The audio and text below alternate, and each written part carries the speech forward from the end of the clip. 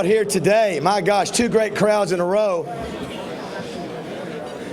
I want to know, since we had so many requests for our new soda bar to the right, if you bought a soda, raise your hand. Be honest. So I bought the fifth. I just want to we got five. We need to increase the number of sodas. Although I've said they were setting up yesterday, I thought we don't have a bar during Touchdown Club. Little did I know, it turned out to be a soda bar. So my theory is, well, if the Razorback season goes down the tube, we can always make the switch to adult beverages if we have to. I'm joking. All right, now two things to get things started. One, that I've been made fun of, how bad my glasses looked falling off my nose the other day. My dad had to tell me, he watched it on video in Florida, and then I've had a couple members go, you know, you can get those glasses where they have the little things where they wrap down. You know what? I'm putting them down. I'm not using them today. How about that? So no telling what may happen with our announcements today. And then the other fumble last week, Brett Bielema, I told him that we probably would have some mistakes to Coach Edwards. Coach, you know, first game jitters, first game mistakes. No, Basil mistakes. Last week I made the terrible mistake. What did I forget to do last week? And I know. And listen, I've heard that you all complain to Debbie, and they go, what's the matter with David? He doesn't want to do the prayer anymore. Rex asked if I was agnostic anymore. And because I didn't do that, my week went to the hell in a handbasket in a hurry last week because I didn't. So we're going to bring up Gary Underwood for our prayer today. Gary, come on up. Thank you, David. He's wearing contacts. Don't let him fool you. No, they're not. Okay, y'all were here last week, right? Okay. Did your food settle well that afternoon? It's not my fault. Okay? So we'll see how the prayers go this week because we actually have a test on Saturday. So we'll see how it goes. Let's pray. Dear Heavenly Father, we thank you once again this year for us. This is the privilege of gathering together and continuing to make relationships and friendships, renewing others. Lord, we thank you for the beautiful weather, for the great food, for all the great and wonderful things you provide for us every day. Lord, we ask you to use us today in your service. Amen. All right. Thank you, Gary. Good stuff. Hey, is it not great to be here? We had a huge crowd for Coach Bielema. And how about this crowd for Herm Edwards today? Great crowd here. My goodness. I'm telling you, there are not a lot of other touchdown clubs in America that don't have a major D1 program in it. I'm not talking, Tuscaloosa and Gainesville and Knoxville, but here in Little Rock that have this kind of turnout every week, and we're proud of it and glad to have you here. Remind everybody, turn your phones off, but before you do that, you can let everybody know if they go to lrtouchdown.com, they can watch this live, high definition streamed across the globe. Yes, or they can listen on 103.7 The Buzz. If you want to text somebody and say, if you can't make it, here's two choices for you to be able to listen to the program today. Now today, y'all, we're in for a treat. This guy right here, I got to hang out with Coach Edwards last night. And I took him to butcher shop, got him I ate the steak. He ate something healthy. But you talk about a class guy. Wait till you hear this guy today. I'm so glad that we get to have him here today. And next week, I usually probably not the good thing to encourage, Rex, but I encourage you, if you have a young person, get them out of school next week at lunch. Danny Werfel's coming to speak. Coach, you know, Danny, you talk about another guy that's just rock solid, Heisman Trophy winner, but really a great guy who'll give a great message to young people. I'll sign the message to the principal and the teachers. I'll make sure it's a note from the teacher, from the teacher. But that's next week. Also want to mention, if you notice, we've got our 100 pounds of bronze up front. We got the Cliff Harris Award, the Dan Hampton Award, and the Willie Rofe Award. The Broyles Award's not there today because this Thursday we're getting it cleaned up for a special announcement at the Governor's Conference Room. 11:15. The Governor's going to be there. The Broyles family's going to be there. So if you want to help support the Broyles Award, you've got some time.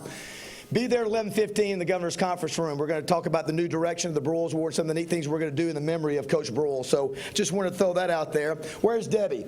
Debbie wanted to make a couple announcements real quick about membership and some other things. She's doing a great job as our executive director. Give it up, Debbie Wyman, everybody.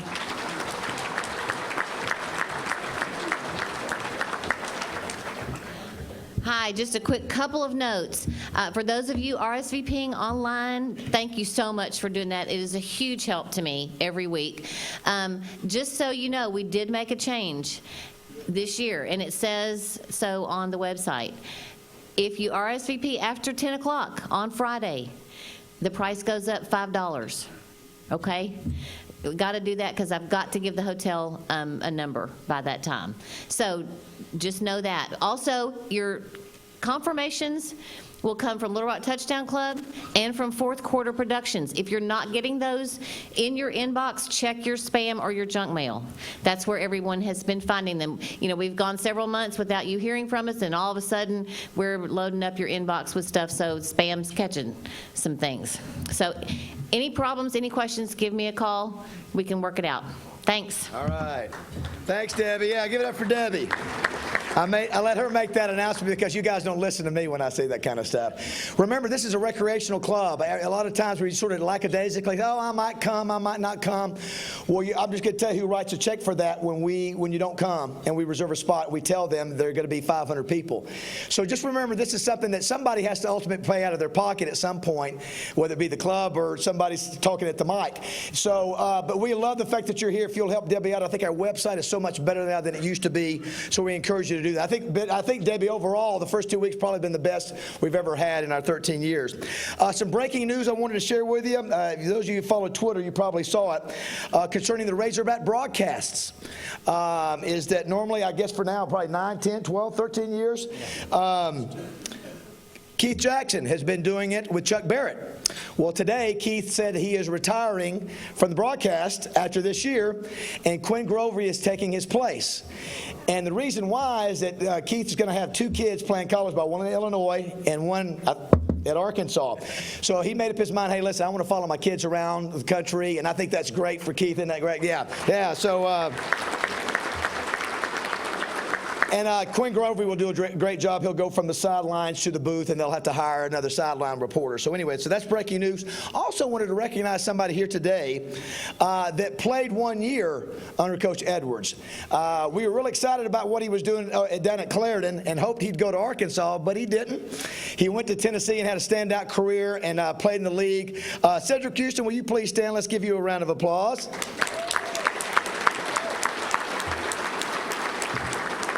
Coach, it's always great for your former players to come up and see you. I mentioned last night, Coach had taken the job at the Kansas City Chiefs, and he was so excited to get to coach the 13-time Pro Bowler Willie Roaf. So Coach rolls up into town, and guess what? Willie Roaf retires. So he never gets a chance to coach Willie, but had some great things to say about him.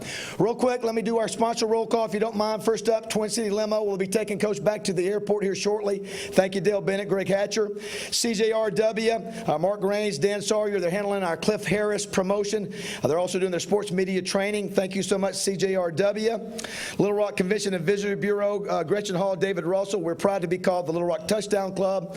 103.7 The Buzz. It's great to have Coach on. You were on this morning with us. You were on with Justin and Pat a few minutes ago. We appreciate 103.7 The Buzz's support. War Memorial Stadium. The Gray Old Ladies cranks up tonight. 2 high school football games tonight, 2 tomorrow night. The Salt Bowl Friday night will have 35,000 people. So we're excited about supporting War Memorial. Jerry Cohen, appreciate you being here. Look forward to a great year over at War Memorial. Also, this is really cool. Epic Health. Now, Epic Health, I've told you about, they encourage you guys to get your $1,600 free test. Well, they said, listen, we don't even care if you talk about us, David, from the podium, because every week we're going to honor a civil servant, whether it be a policeman, policewoman, fireman, first responder. Today, last week, it was Bart Simpson, who I didn't introduce. This guy needs no introduction. He's probably as popular as Herm Edwards. He's all over the national and international news. He shows that cops can make a difference. It's all not doom and gloom. Tommy Norman, please stand up, Tommy. What a great job he's done.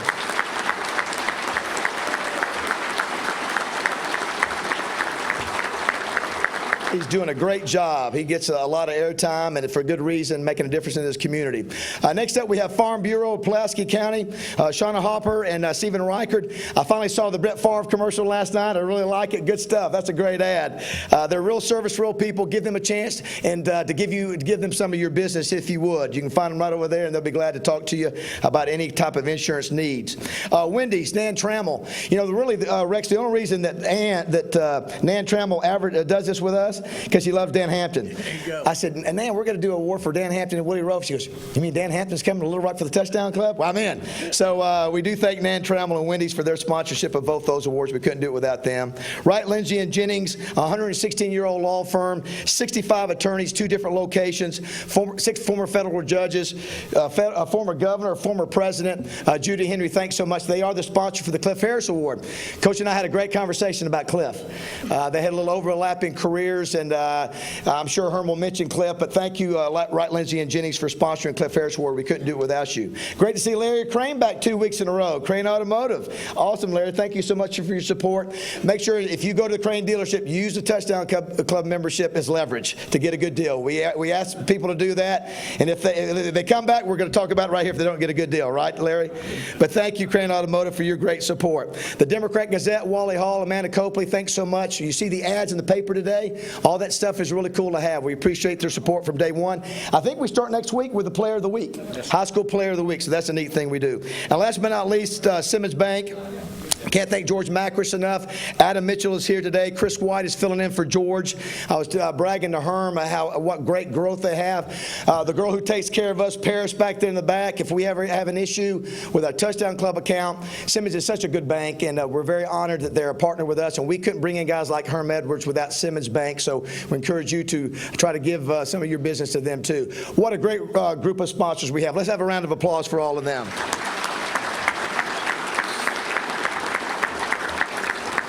You know, if you notice, Coach, there's a lot of banners in here. I'm a little crazy when it comes to banner hanging. We had an employee for Embassy Fall and break his wrist yesterday putting up banners. But you know what? That's what it takes to get these banners up. That's what we're going to do. But I do want to thank everybody, Angela, everybody over at the Embassy, Beth, does such a great job. Haymet, we appreciate them. Matt Johnson on AV back in the back. Matt Johnson Productions does a super job. Dwayne Duncan takes thousands of pictures every year for the Touchdown Club. Thank you. RJ Hawk from The Buzz and Hawk Media Solutions, we appreciate that. If you go to, Coach, I know you're not big on tweeting. You just don't press send is what Coach always says. Twitter is at LR Touchdown Club, hashtag LRTDC, and you can go to Facebook page or our website as well. Thank you, RJ. And last but not least, our amazing check-in ladies in the back. They're the best in the country. Coach, we've got an all-American group, and they volunteer every week, and I've already mentioned Debbie. We couldn't do it without Debbie and the amazing girls. Let's give a round of applause to all of our Touchdown Club team.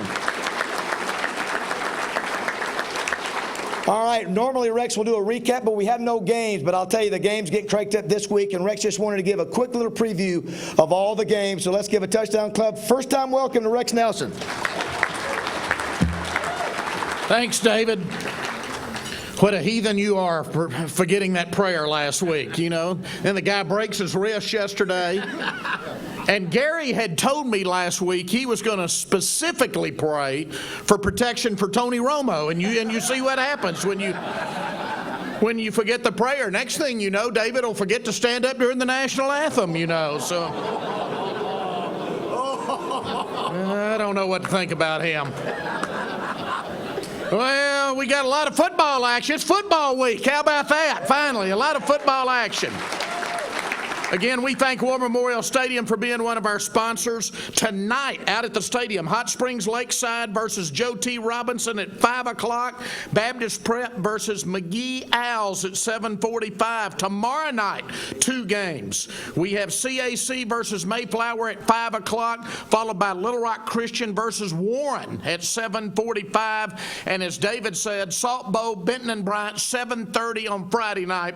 They're expecting more than 30,000 for that game. So you can see high school action at War Memorial tonight, tomorrow night, and Friday night. College action, no excuses not to make it to a college game this week. There are 10 games in the state this week. Make that 9 games. There are 4 on Thursday, 1 on Friday, and 4 on Saturday. On Thursday, UCA opens at home on the Stripes against Houston Baptist. There are 2 games in Arkadelphia. You can see a half of each and see 4 of the 12 teams in the conference because they're both conference games in the GAC. East Central Oklahoma's at Ouachita, Southeastern Oklahoma's at Henderson, and then Southern Nazarene is in Russellville against Arkansas Tech. Those 4 games are on Thursday night. On Friday night, Toledo, you remember them unfortunately, they play at Arkansas State in Jonesboro. That's a strange Friday night game, but they did that for television. And then on Saturday, of course, you've got Louisiana Tech at Arkansas, Oklahoma Baptist at Harding, Austin College at Hendricks, and Lindsey Wilson at Line. I'm not sure if Lindsey's a he or a she. That's one of those names that can go either way. But those are the 4 games on Saturday. So 9 games in the state this week. Get out and see some college football and some high school football. Thanks, everybody.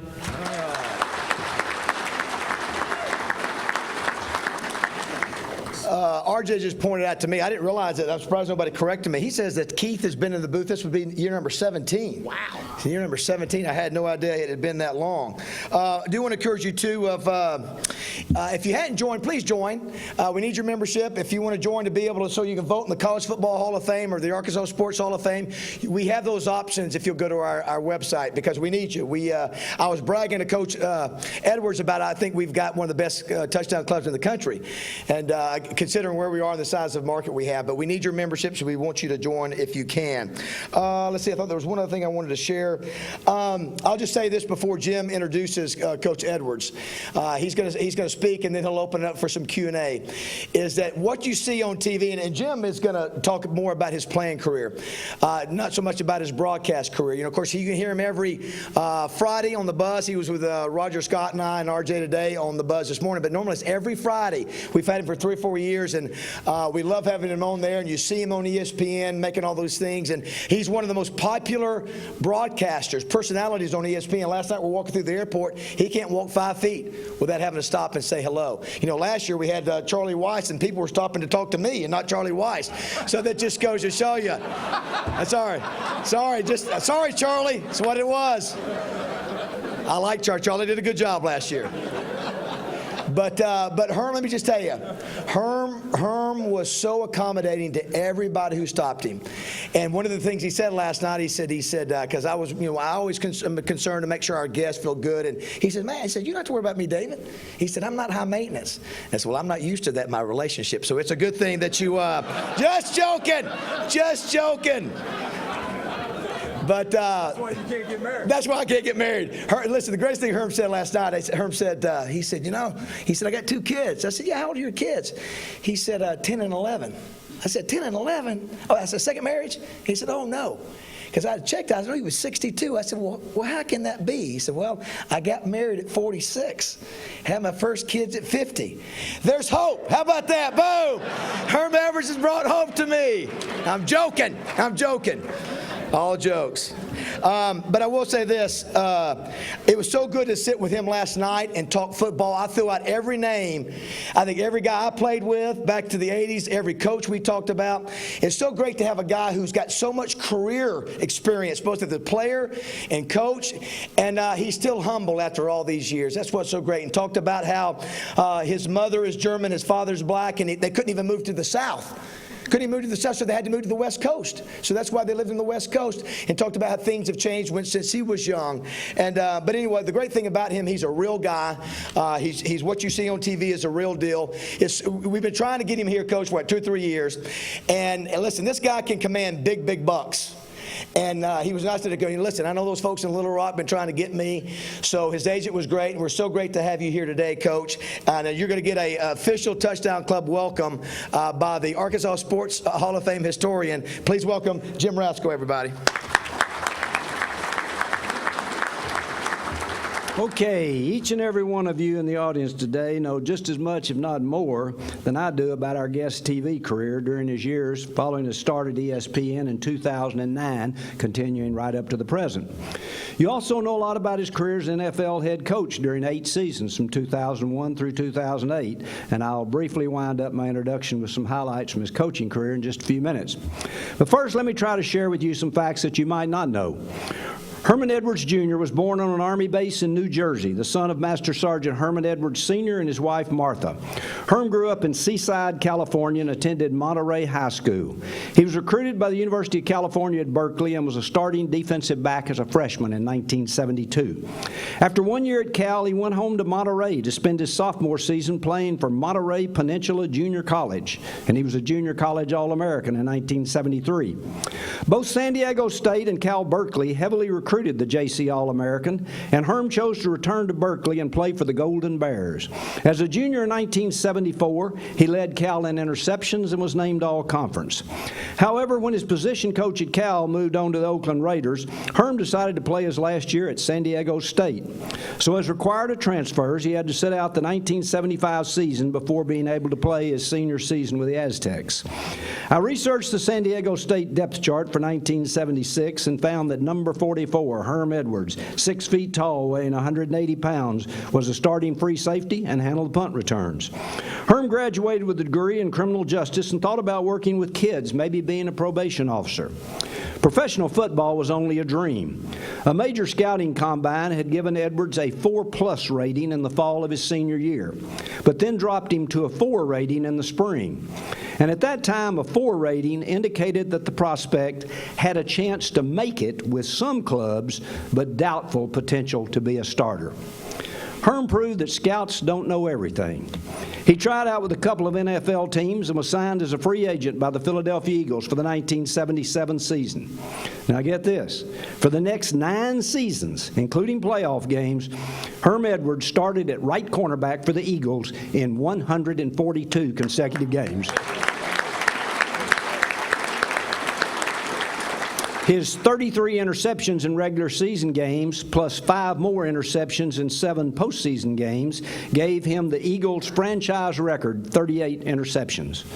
Without a doubt, the most famous play Herm participated in during his NFL career happened on November 19, 1978, in the final seconds of a game against the New York Giants at the Meadowlands.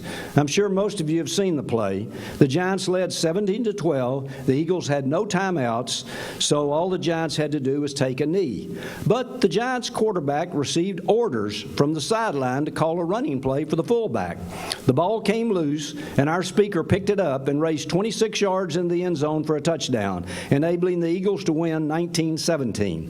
The play became known as the Eagle fans as the Miracle of the Meadowlands. True story, the Giants' offensive coordinator, Bob Gibson, was fired the next day. On December 23, 1979, Herm's crucial last-minute interception enabled the Eagles to beat the Bears and pick up their first playoff win in 19 years. In his 4th season in the NFL, he was named second-team All-Conference and led a defense that reached Super Bowl 15, which was played against the Raiders January 25, 1981 in the Superdome in New Orleans. In 1952, he intercepted 5 passes in the 9-game strike-shortened season and was again named second-team All-Conference. So that you can hear less from me and more from Herm, I'll fast-forward through his NFL coaching career. After he retired as a player, he first spent 3 years as a college assistant, then 6 years in the Kansas City Chiefs organization. Then for the next 5 years, he served as assistant head coach and defensive back coach for Tony Dungy with the Tampa Bay Buccaneers. Then on January 28, 2001, Herm was hired as the head coach of the New York Jets. In his first season with the Jets, team won 10 regular season games and reached the playoffs. In his second year, the Jets won the AFC Eastern Division title, won their first-round playoff game over Peyton Manning and the Indianapolis Colts, 41-0, and then lost in the divisional championship game to the Oakland Raiders. After failing to make the playoffs in 2003, the Jets bounced back in 2004, winning 10 games, back to the playoffs, defeated the Chargers in overtime to advance the AFC divisional championship game, and then in the championship game, the Jets lost a heartbreaker to the Steelers in overtime. Following the 2005 season, even though Edwards had 2 years remaining on his contract with the Jets, the president of the Kansas City Chiefs wanted Herm to replace Dick Vermeil, who had just retired. In a rather unusual deal, the Chiefs sent the Jets a draft pick to be able to hire Edwards as their new head coach. The Chiefs won 9 games and reached the playoffs in Herm's first year. In all, Herm served 8 years as head coach in the NFL, then retired, immediately joined ESPN. So now here he is, at right cornerback for the Philadelphia Eagles, number 46, Herm Edwards.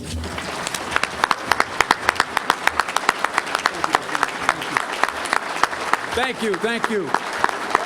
You don't have to stand up for me, trust me. You need to stand up for the man that just gave me all those stats. I'm going to use those in my next contract negotiation. It's really, it's a pleasure for me to be here, and talking to David the last couple of years, it's been on my mind to get here. I heard a lot about the Touchdown Club. Obviously, you have some awards that you're giving out to high school players and college players that are contributed to some of the guys on the wall there. Willie Roaf, as he mentioned, when I got to Kansas City, I was all excited, had a veteran football team, and I said, I got to let, if you have basically in football it works this way. If you have a quarterback, you sleep good on Saturday night. If you don't, you have nightmares. I had a good quarterback. He gets knocked out, and then Willie Roaf retires on me, so that's never good. Those two things don't add up. Obviously, Dave Hampton, another guy that I have a lot of admiration for, played against him in the league. And then obviously, Cliff Harris, for me, you got two Hall of Famers up there, two guys I mentioned. He's a Hall of Famer, Cliff Harris. There's no doubt about that. I passed cross with him as well, so hopefully he can get in. But it's kind of ironic when you think about my life, and you mentioned it here. He had stats that I didn't even know about, but it's you know, you grow up and you have these dreams and these aspirations, and football happened to be one. And the reason, to be quite honest, is I grew up on the West Coast, as he mentioned, and I was a Dallas Cowboy fan. I was a Tom Landry fan. And when Bob Hayes and those guys were there, and I can remember back in the day, you know, I said, I'm going to grow up one day and I'm going to be a pro football player, and I'm going to play for the Dallas Cowboys. That was my dream. I'm going to play for the Dallas Cowboys. And I wore number 22 through high school, college. And then I got in pros and changed my number, but I wanted to be a Dallas Cowboy. So you can imagine, you know, growing up in college, I want to play for the Dallas Cowboys, I want to play for the Dallas Cowboys. And lo and behold, I signed with the Philadelphia Eagles. That's not good. And after about the second day of practice, I figured this thing out. I said, you know what, I can't tell these guys I'm a Cowboy fan. Not in Philadelphia. It's not good. You know, that's the folks that booed Santa Claus. I was at that game. And probably one of my greatest moments in pro football was my first year playing Dallas, and they were very good. We knew that if we were going to win a championship, we had to go through Dallas and to the Cowboys. And Tom Landry was the coach. Roger Staubach was the quarterback. And we played Dallas in Dallas. And I can remember getting on the elevator, and it stops, the game's over, they beat us. We weren't very good in 1977, and they beat us. And Tom Landry gets on the elevator. And I go, and I'm standing there, and I'm going, oh, it's Tom Landry. And he gets on the elevator. I kind of got my head down a little bit because, you know, he comes on, nice hat, he's all dressed up, Mr. Landry. And he looks over at me, and he says, you're 46, you're Herm Edwards. And I looked up, I said, he knows who I am. I said, Tom Landry knows me, you know? And he says, you should have been a Cowboy. And I went, you know what? And I'm thinking in my mind, you're right, I should have been a Cowboy. And I'm going, well, I appreciate it, Coach. I shook his hand, you know? And it really, believe me, that little conversation I had with Tom Landry as a rookie, it meant so much to me because he was a guy that when you looked at from afar and you looked at a coach, you said, and they didn't win any games, by the way, when I was a Tom Landry fan. I don't know if you Cowboy fans, there's Cowboy fans there when they were over, all right? But his demeanor meant a whole lot to me growing up as an athlete. I said, it's just the way he handled it and his demeanor on the sideline. And I said, you know what?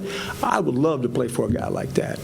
And so as you wind the clock forward and you think about athletics, a couple things come to my mind. And first of all, this, and I was out here on the radio and we were talking about kids. And I'm really big with kids in athletics because I just think it means a whole lot to them. It kind of gives them a framework of what life's going to be. But before I even get into that, I'd like to say this, and I said this at the table. I'm a father. I'm a parent. And I've always told parents this when it comes to children. Don't allow athletes to be their role models. Don't allow it. That's not their job. They can be their heroes. Bob Hayes was my hero. Muhammad Ali was my hero. My parents were my role models. They bear your last name.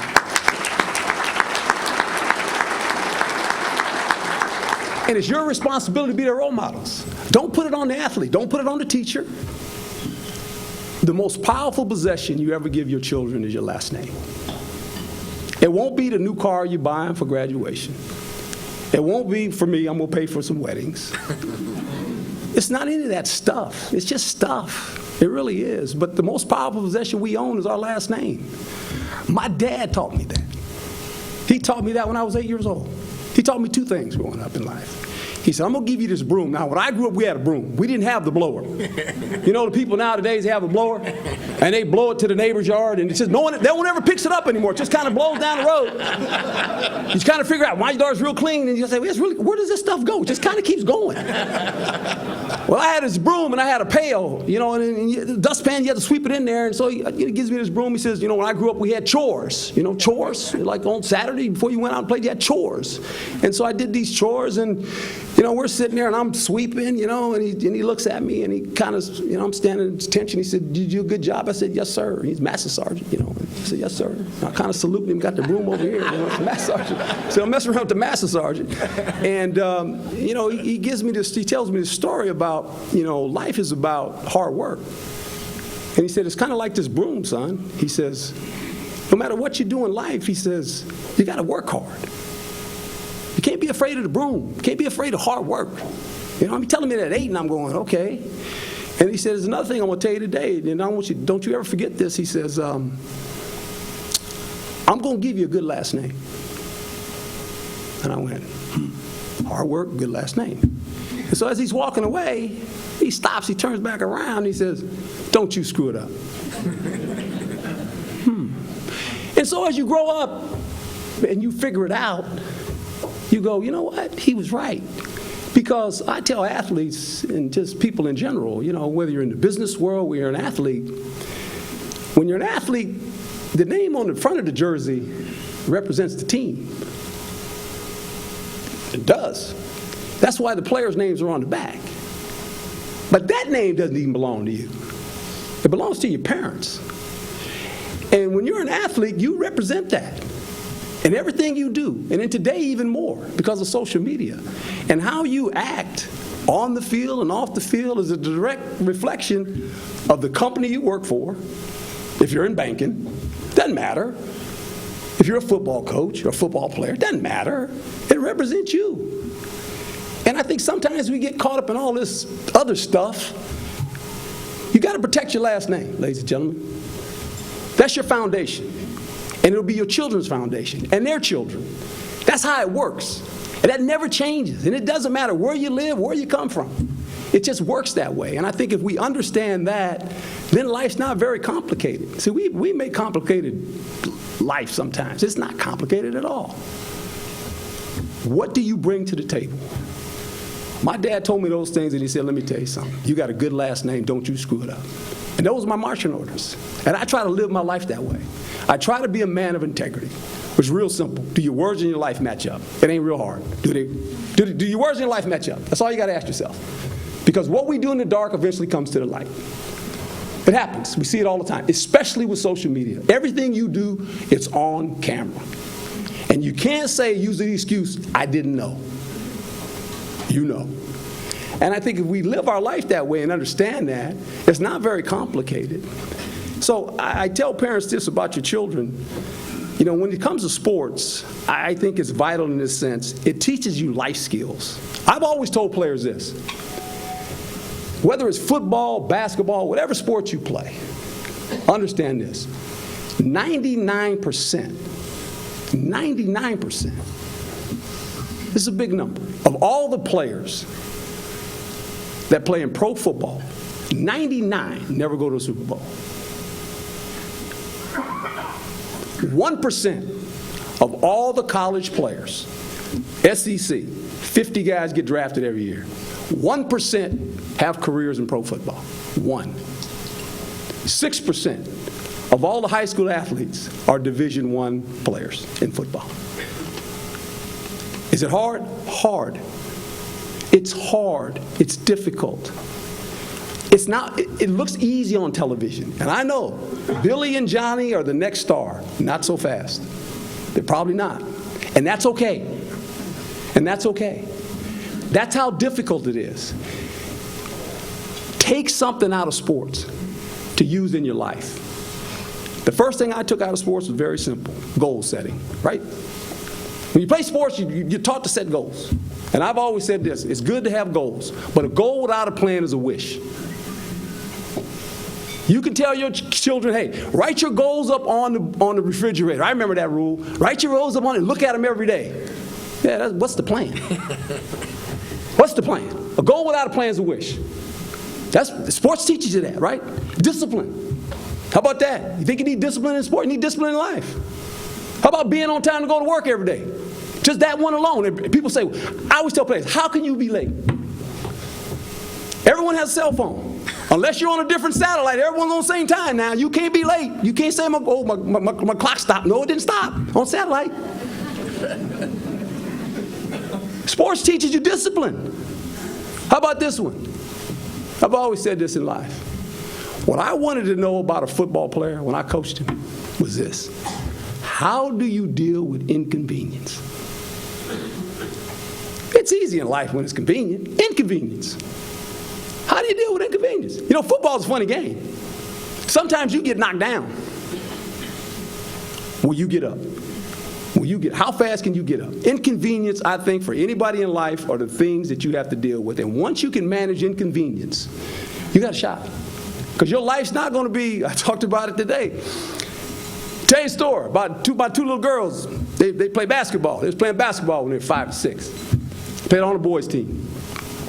I don't coach them. I'm just dad. My wife signs them up. I don't even go for the sign up. I don't even want them to know who their dad is. I just kind of show up.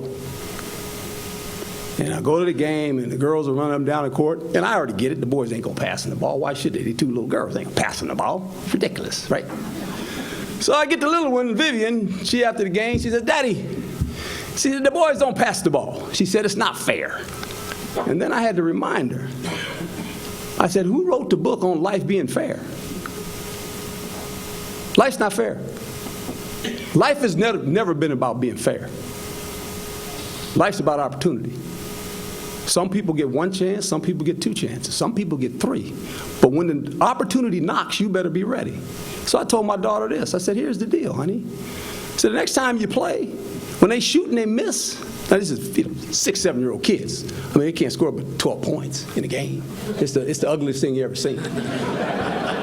And you got to sit there and watch this mess. And I'm like, whoa, this is not good, you know. And so I'm sitting there, and so they play the game, and all of a sudden I told her, I said, when you play again, you get the rebound, and you pass it to your sister, and she could pass it back to you, and you go down there and you shoot. Sure enough, I go to the game, and here they go. She gets the rebound, she passes it to her sister pass back, she makes a basket. So they win, 12-10 or something like that, 12-8. She scores 10 points. And I said, now what? She said, the boys will pass me the ball. I said, there you go. Just figure this thing out. It ain't that hard. It's about opportunity. You know, it teaches us preparation. I think the unique thing about sports is that, especially football, and I've always told players, and he was so nice enough to read the stat, is that you practice more than you play. How about that?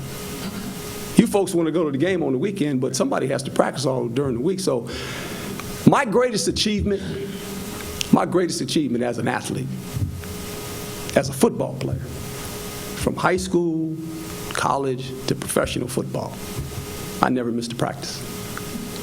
I never missed a practice. Just think about that.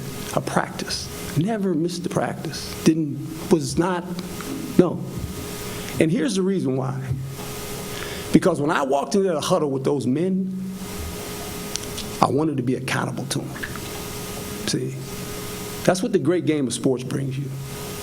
It cuts all this other nonsense out of where do you live, how much do you make, what religion are you, what color are you.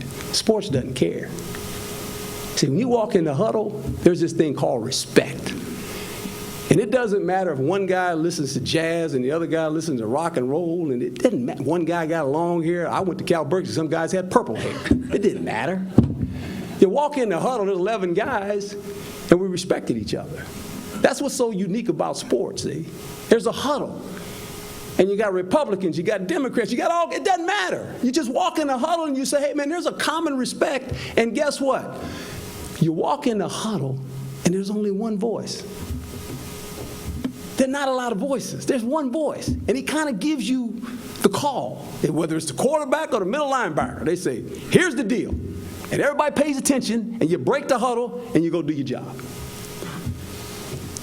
We live in the most powerful country in the world. And for some reason, And it baffles me. I watch it all the time on television. I go, this is the craziest thing I've ever seen. We don't huddle anymore. And when we do, with the people that make decisions, no one listens. Everybody wants to be the quarterback. Everybody wants to talk. Well, until we start listening, we can't solve our problems. And this is America. This is the greatest country ever assembled. And the freedom. Ever assembled. You know it and I know it. And the people that legislate government sometimes, they know it. But they can't simply get in a huddle. I want to tell them sometimes, will you guys just please get in the huddle and shut up? Let me talk. Let me tell you what you should do. It ain't that hard, right? It's really not that hard. We watch it all the time and I sit there and I go, this is the craziest thing I've ever seen. But that's their problem. Moving on. Commitment. How about that? That's what he's afraid to do, this one right here, right? See, there's two types of players in sports. There's the ones that are interested and the ones that are committed. That's his dating life. He's interested. He's not committed yet. It's okay. You got time. You got time.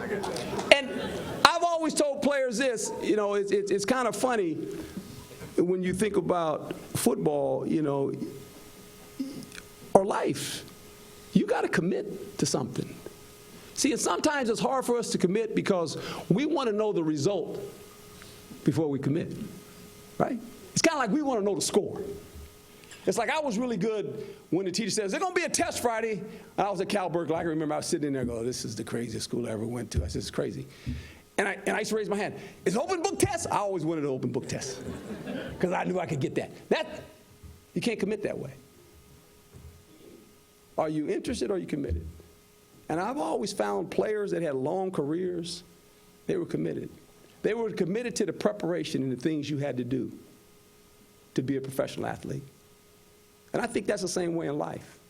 Some people want to know the score before the game starts. That's why a lot of people are interested. I'm interested. Yeah, but are you committed? Teams and organizations and companies that win, they're committed. Because when you commit to something, regardless of what the score is at the end, you're all in it together. And you can look at each other in the face and go, you know what? We gave it everything we had. Didn't work. Okay, what's next? We move on. But when you got some guys interested and some guys committed, not going to be much success. You'll beat some teams that aren't very good. That's okay. But you won't beat the teams that are committed. And that's how life is. You got to commit to something. And it's hard. But that's what sports teaches you. And then compete.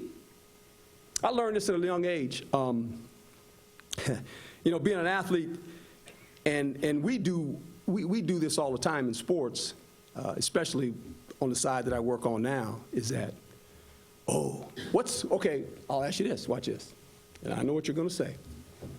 Arkansas, University of Arkansas, what's the big game? Which one? Alabama, right?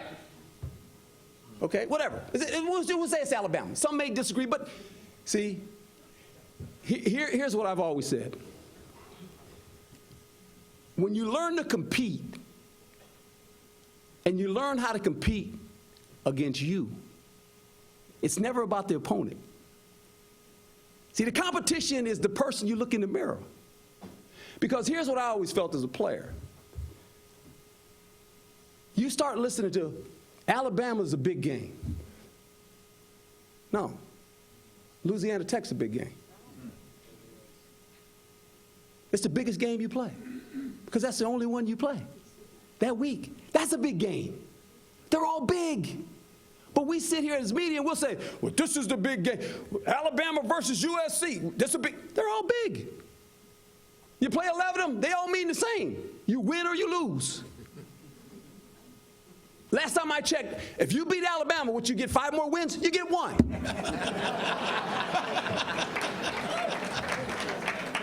I don't know. You beat Louisiana Tech, what, they give you a minus because you're supposed to beat them? Really? They all count. But I've always said this, when you're an athlete, I learned this at a young age. Look, you set your standard of how you want to play. So it was always me competing against me. When I broke the huddle and I played right corner, it didn't matter if it was Drew Pearson, Cliff Branch, it didn't matter. There was a standard of play I was going to play at. for me, I competed against me. It was never about the opponent. It wasn't, well, this is a big game. I said, they're all big, man. You kidding me? They all count. When you smell the popcorn and you see the people and they turn the scoreboard on, it counts. They're all big. They're literally all big. They really are. And you only have so many games you get to play. So don't say they don't count. Well, this one's bigger than the other one. So when you hear these guys this week now, and they're talking about, well, next week we got a big game. Well, they all big. They all count. But you got to learn how to compete against yourself. And I think the next thing is team. And that's what's so unique about sports. It's a collaboration of a bunch of people getting together, and their personal goals are never above the team's goals. So I've always tried to emphasize that to players, that this game is bigger than just playing the game. It's the skills and the lessons you learn for life. You know, and I have a former player there, and hopefully when he was under my reign and he would hear me speak to the team, I've always felt this way as a coach. If you made them better men, they'll be good football players, and they'll be good husbands, and they'll be good teammates. That was always my emphasis. It wasn't so much about X's and O's. Anybody can coach X's and O's. You wanted to make an impact on their life. Because this game of football is short. It's not very long. You don't play it for a long time. I was very fortunate. I played it for 10 years professionally as a player. And they got another 20 years in coaching. So basically, you know, my life, you know, like, remember you in kindergarten, you got recess? I've been on recess.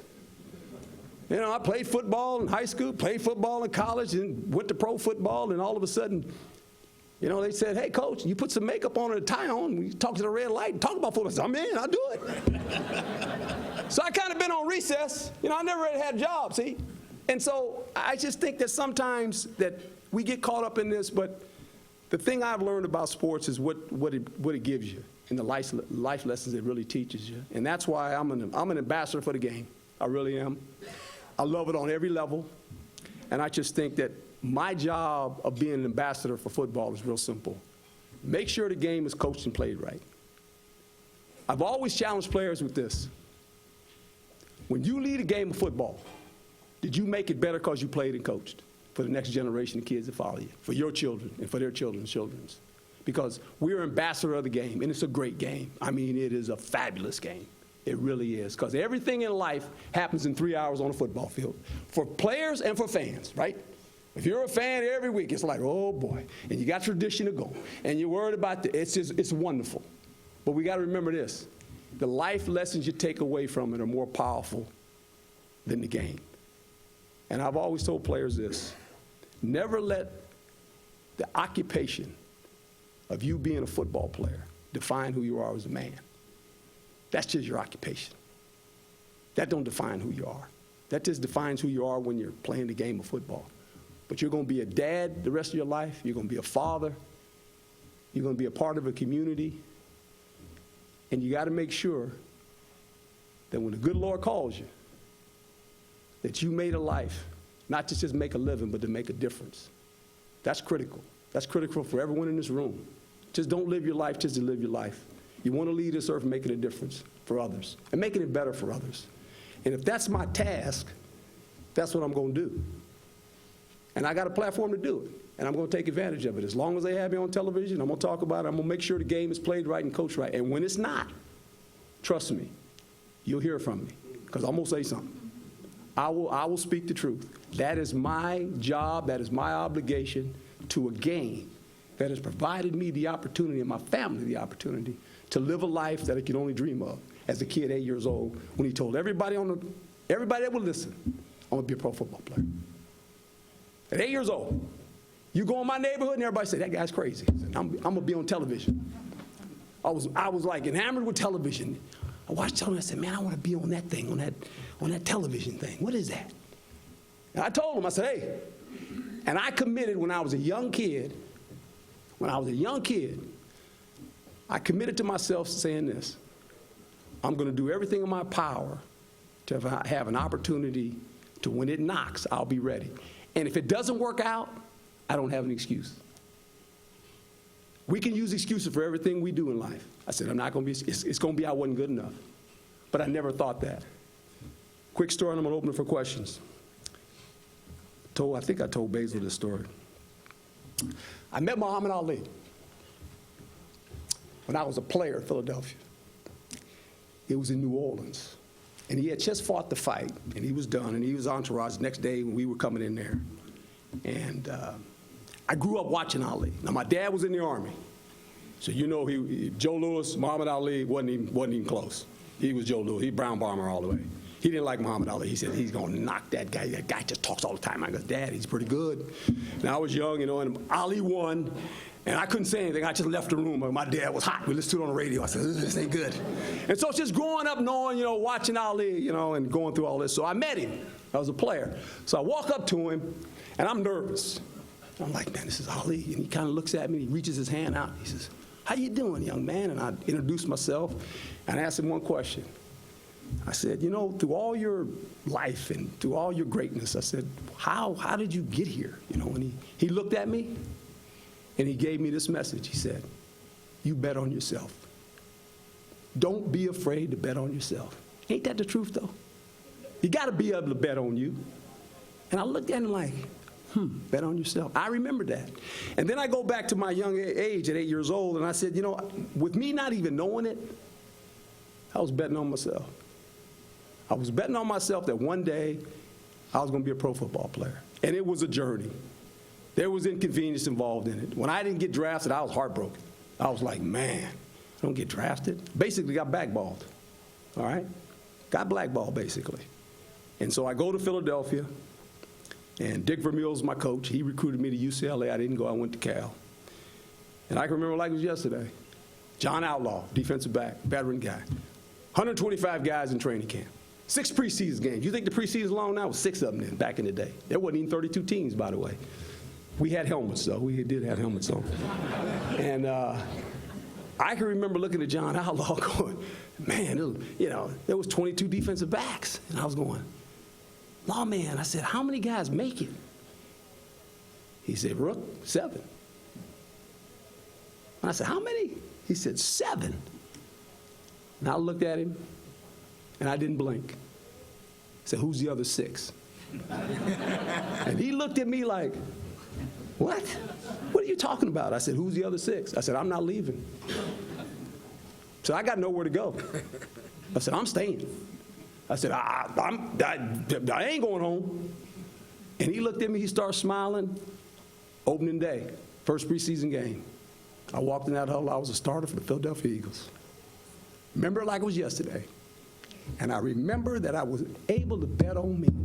And I say that to young people all the time. Bet on yourself. Bet on yourself in life. Because if you don't bet on you, nobody else will. And it doesn't matter what anybody else says. It doesn't matter what the expectations of other people say about you. If you can bet on yourself, you got a shot. And if you have a young child, make sure they bet on themselves. Give them the confidence to stand up and look in the mirror and say, you know what? That person in the mirror that's looking back at me is me, and I'm going to bet on me. And if I do that, I got a shot. God bless you, and thank you. I'll open it for questions. All right, Coach, I'm going to ask the first one real quick. You told me last night, tell us you played and coached against some of the great players of all time. If you could, just maybe mention some of the players that you played against that were just what you felt were the greatest to ever play the game, and maybe some of the ones you coached for and coached against. Okay, one of the greatest guys, I think that he doesn't get the accolades he deserves at times, is Roger Staubach.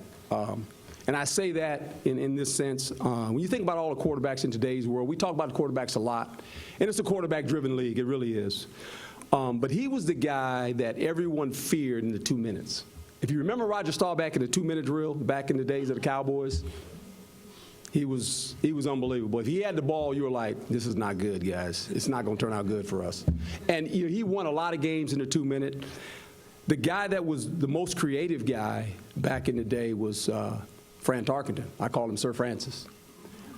I'll give you this story. It's kind of ironic. We're going to play the Vikings in Minnesota. Now, this is the real Vikings. They're not the real Vikings anymore because they play indoors. They were outside. And Bud Grant was the coach. And they played in the Met, and so both teams were on the same sideline back in the day. And so we're playing them in late December, and Ahmad Rashad's a receiver, and Fran Tarkenton's is a quarterback. They got a really good group. And Nate Wright, defensive back, plays for Minnesota. He comes over, and Nate Wright was the guy actually on the Hail Mary that Roger threw to Drew Pearson. Nate Wright was a defensive back. When Drew pushed off him and Drew said he didn't do it, he pushed him off, but it doesn't matter. Back in the day.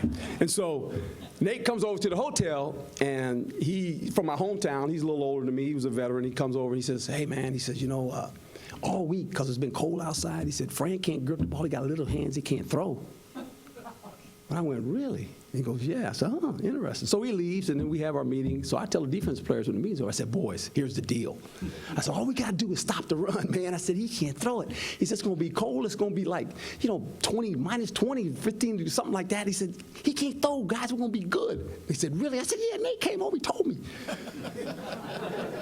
So we kick the ball off. They get the ball. We're all on the same sideline, right? We're on the side. So I'm out on the field, and I'm sitting out there, and Ahmad Rashad breaks the huddle. And he comes out of the huddle. He said, hey, Herm. I said, yeah. He goes like, if I put my hands in here, that means we're going to work. That means, hey, we're throwing the ball, right? And I'm going, all right. And he, you know, I said, okay. He said, if I'm like there, he says, we're good. I said, all right. And so first play comes out. I'm going, interesting. I'm thinking, he's supposed to be able to throw the ball. It's cold. And so they throw a pass, you know, throws one, completes it. Then they go kind of no huddle, and he completes another one. And I'm going, this thing, he's got 2 in a row.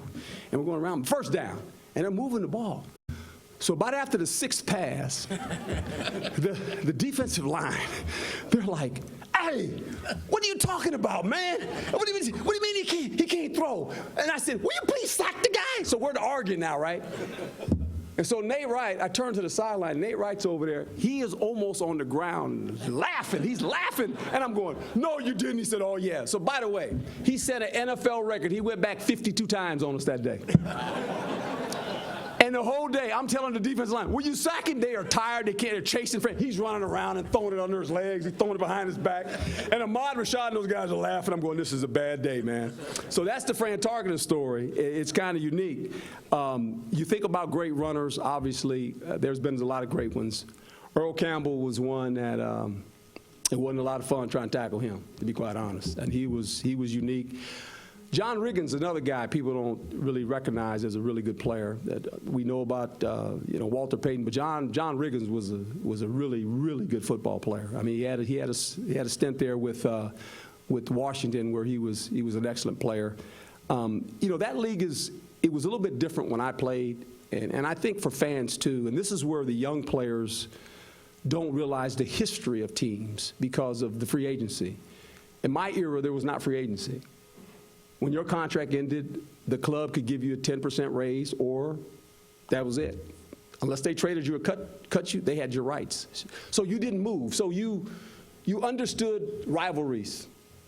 Now it's hard for players because about every 4 years, you can't keep them all because of salary cap. So they move, and it's good for the players.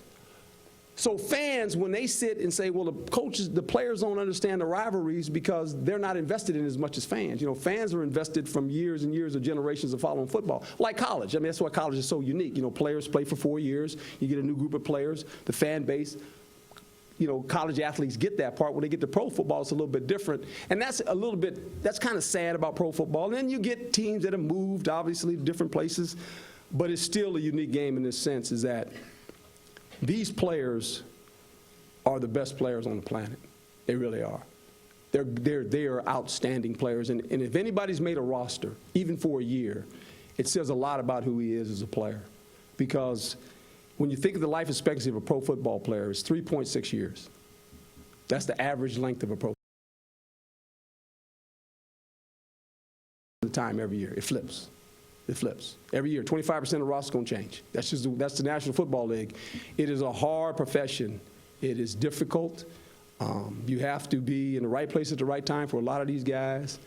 And, I've always told folks this, it's when we watch games, we are easy to criticize because we're emotionally invested in our teams. And I've always asked, people this, they say, well, get rid of the left tackle. He can't block. And I've always said, well, let me get this right. He's our starter. We only got really like 3 left. We only got 3 tackles on our team because that's just kind of the way it works in pro football. And he's the best one we got, so who do I get? And it's like, well, just get another one. And I said, well, if Kmart's open and the blue light's on, they're selling 2 for 1, I'll go down there and buy 2 of them. But I haven't seen that yet. They don't sell them down there. So I just think sometimes we get caught up in that. If you become a pro football player, you have accomplished something that most kids will never accomplish in their lifetime if you put on a pro suit. And I tell players that all the time. You are the best of the best, and it is hard. And the most sad thing I've seen with players is that when they waste their talent, because that's a gift from God. They don't even earn it. It's just a gift. And there's a lot of players that waste it. They waste their talent. And we've seen it. You've seen it. And you've seen players that come out of Arkansas that are really good players. And when they get to the next level, you go, well, why didn't he make it? It's that hard. It's actually that hard. And so I think sometimes, don't view the guy that he wasn't any good. He's good. The difference in pro football and college football, real simple. College football, they graduate. Pro football, you walk in the locker room, there's a 30-year-old man sitting in there. You play his position.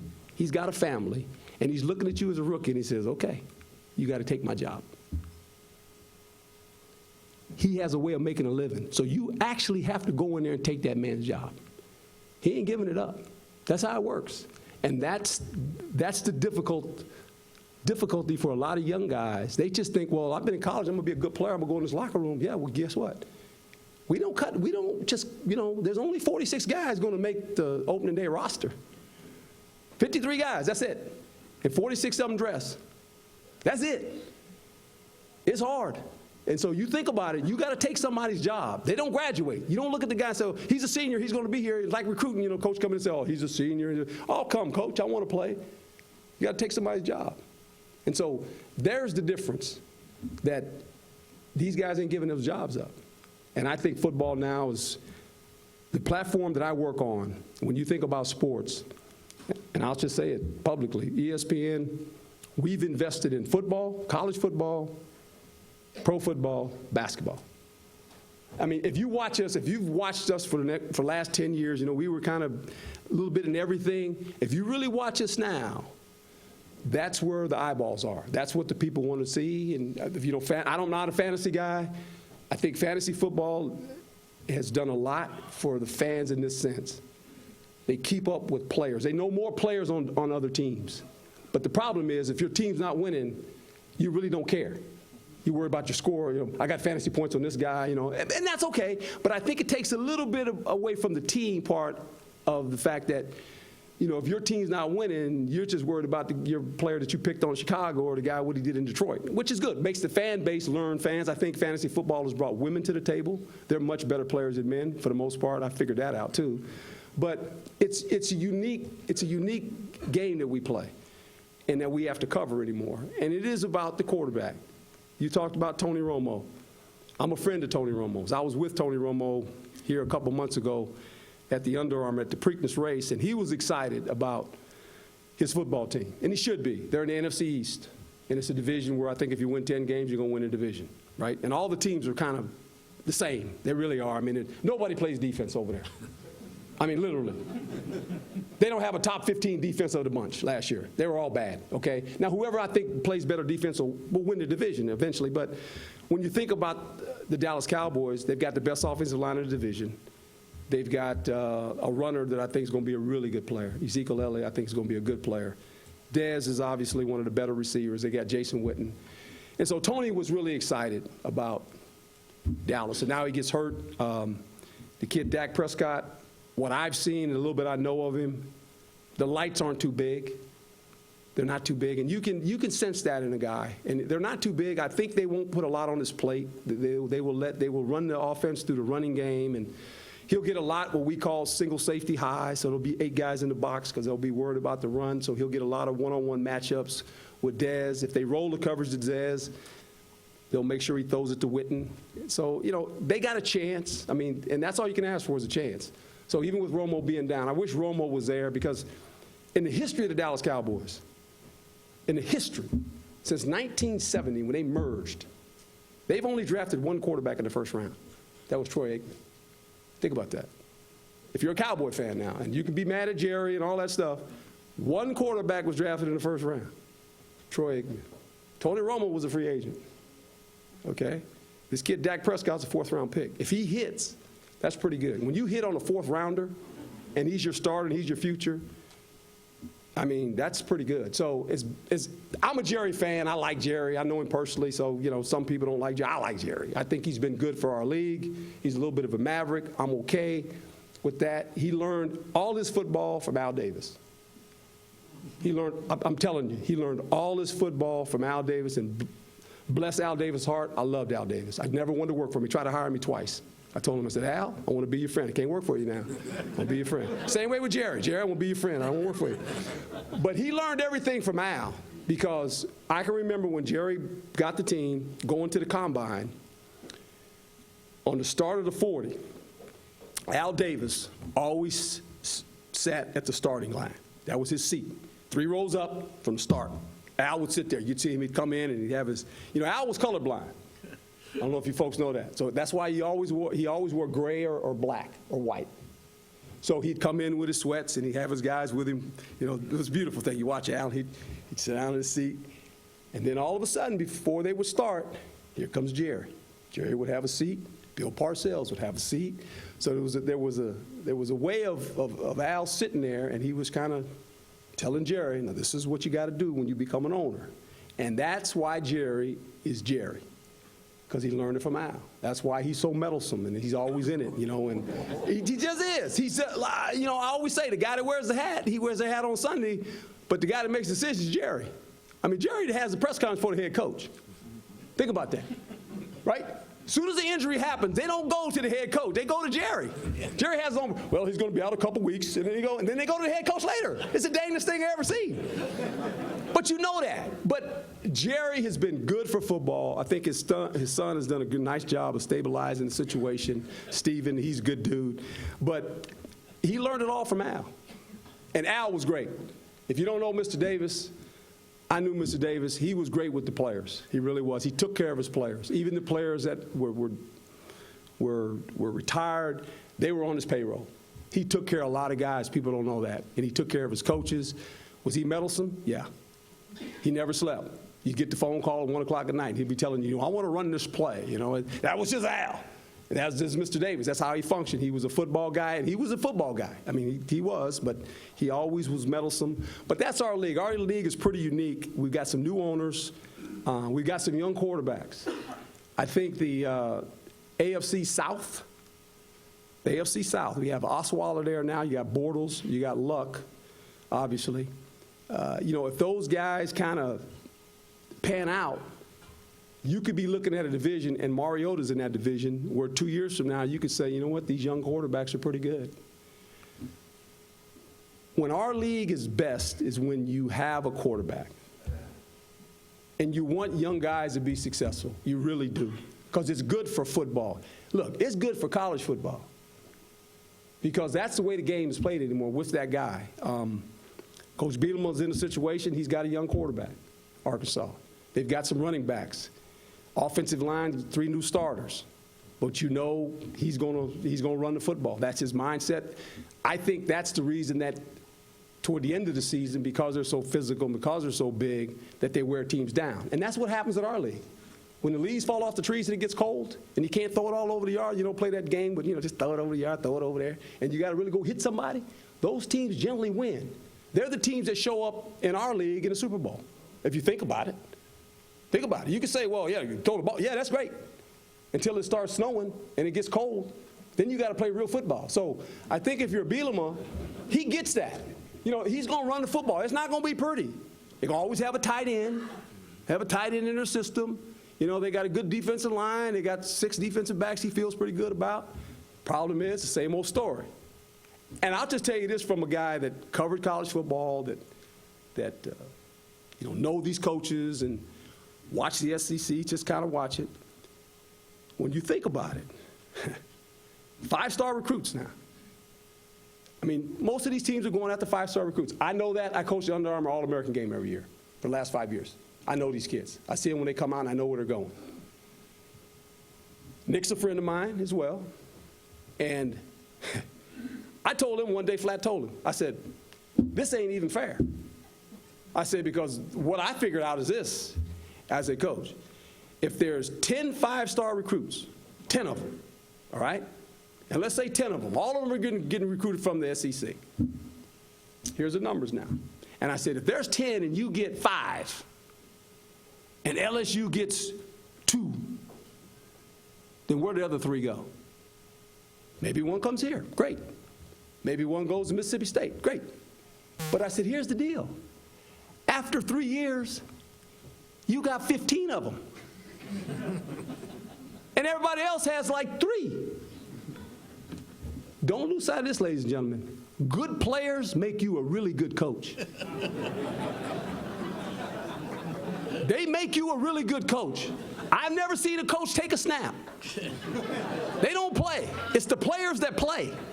So I looked at Nick, I said, it ain't even fair. I said, you get 5, and by 3 years, you know, the new coach coming in, was a recruiting class, he got 3 of them, you got 5, you still win. And that's the problem. And so, you know, when you think about certain schools, you go, well, here's the deal. They're going to get this many. Doesn't mean you can't win, but it means this, is that it's going to be very difficult at times when they're rolling for you to beat them consistently.